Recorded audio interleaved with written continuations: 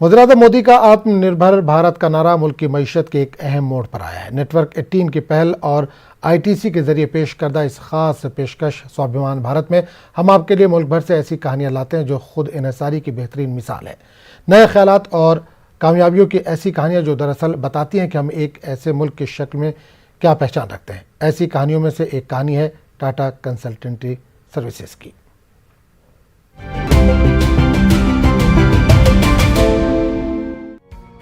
Tata consultancy services को 1 अप्रैल 1968 को Tata sons के एक डिवीजन के रूप में लॉन्च किया गया था। एक स्टार्टअप के रूप में जो शुरुआत हुई वह आज भारत की सबसे बड़ी IT कंपनी और दुनिया भर में सबसे भरोसेमंद IT सर्विसेज ब्रांड में बदल गई है। लगभग $170 बिलियन के मार्केट कैप के साथ TCS हमेशा से देश के डिजिटल इंडिया के सपने का एक अहम हिस्सा रहा है। Right from building the core application for the stock exchange in early 90s to building the state-of-the-art, adaptable, resilient digital backbone of today, we have always been a part of what I call Build India, Sustain India, and now Digital India.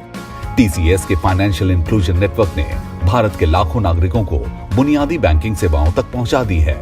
Passport सेवा केंद्र project जैसी पहल के साथ सार्वजनिक सेवाओं को सशक्त बनाकर TCS भारत की डिजिटलीकरण की कहानी में हमेशा प्रमुख किरदार रहा है। It used to take months to get your passport delivered, right? And the way TCS approached the whole program was to make sure that we are looking at the entire process value chain and reimagining those processes to make sure those processes are efficient.